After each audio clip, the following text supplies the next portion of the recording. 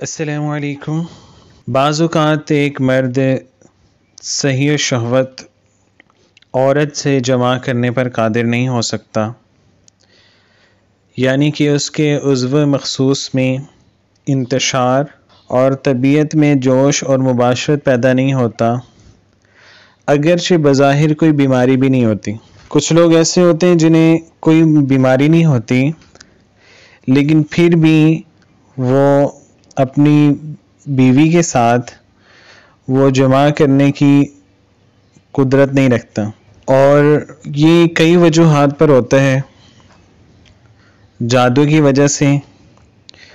یا کسی پر سحر یا آسیب کا اثر ہو،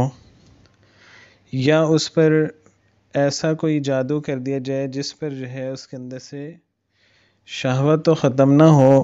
لیکن جماع کی طاقت ختم ہو جائے، تو یہ عمل ان لوگوں کے لیے بہت اچھا ہے جن کے ساتھ اس طرح کے معاملات ہیں کہ کوئی بظاہر کمزوری بھی نہیں ہے اور بظاہر کوئی بیماری بھی نہیں ہے،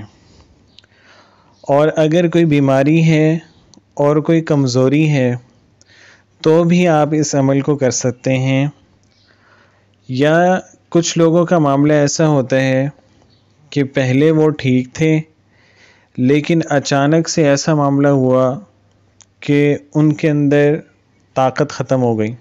تو یہ سب معاملات جادو کی وجہ سے ہوتے ہیں، اور انسان علاج کر کر کے تھک جاتا ہے لیکن اس کا مرض وہ ختم نہیں ہوتا۔ تو جو لوگ اپنی بیوی کے ساتھ مباشرت یا جماع کرنے کے قادر نہیں ہیں، یا قوت نہیں رکھتے ہیں یا طاقت نہیں رکھتے ہیں،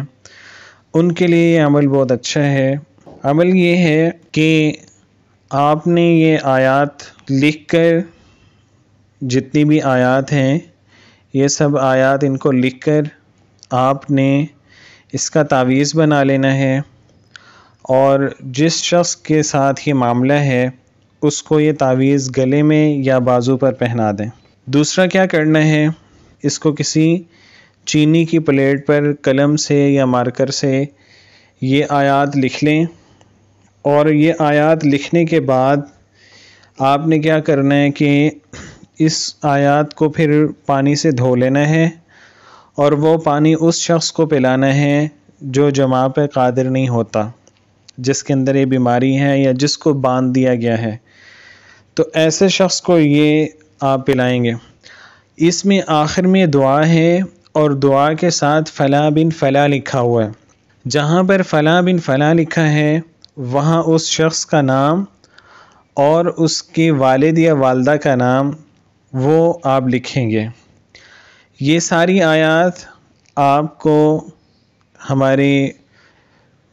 کمنٹس میں، پہلے کمنٹس کے اندر یہ ساری آیات آپ کو مل جائیں گی۔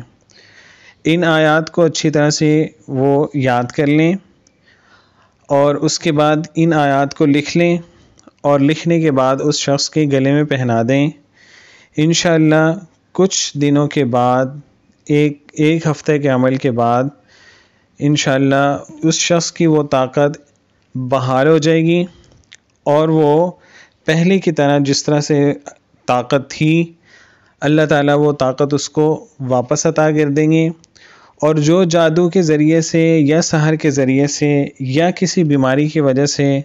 اس کے اندر وہ کوئی پرابلم پیدا ہو چکا تھا، وہ سارے مسائل انشاءاللہ حل ہو جائیں گے، اور وہ اچھی طرح طاقت کے ساتھ انشاءاللہ جماع پر قادر ہو جائے گا۔ ہمارے اس چینل کو سبسکرائب کیجئے، لائک کیجئے، اور اپنے دوستوں میں اس کو شیئر کیجئے۔